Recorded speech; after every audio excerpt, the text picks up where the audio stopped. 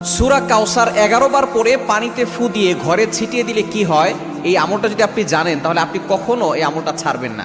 সূরা কাউসার হচ্ছে পবিত্র কোরআন কারীমের ছোট্ট একটি সূরা। 114টি সূরার ভিতরে 108 নম্বর সূরা হচ্ছে সূরাতুল কাউসার।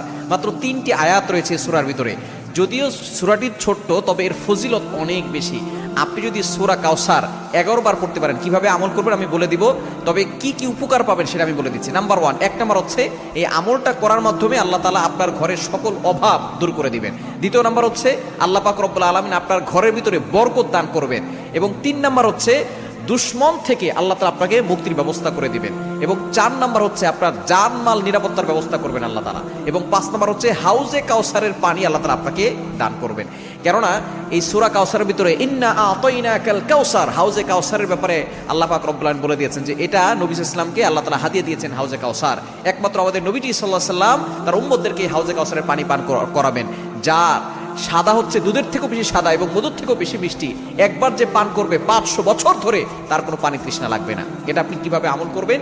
এই আমলটা হচ্ছে আপনি প্রথমে ওযু করে আপনি 3 বার দুরূদ শরীফ পড়বেন।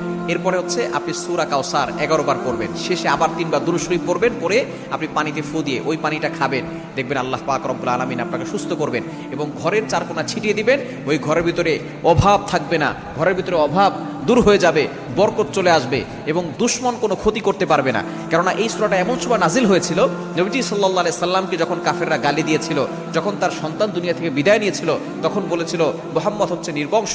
তখন আল্লাহ পাক রব্বুল আলামিন আয়াত নাজিল করেছেন যে ইন্না শানি আকা হুয়াল আবতার, যে তারাই হচ্ছে নির্বংশ যারা আমার নবীকে গালি দেয়। আমার নবীর যে আল্লাহ পাক রব্বুল আলামিন সম্মান দিয়েছেন, সুতরাং এই সূরা কাউসারে আমল করবেন, দেখবেন আপনি উপকার পাবেন ইনশাআল্লাহ।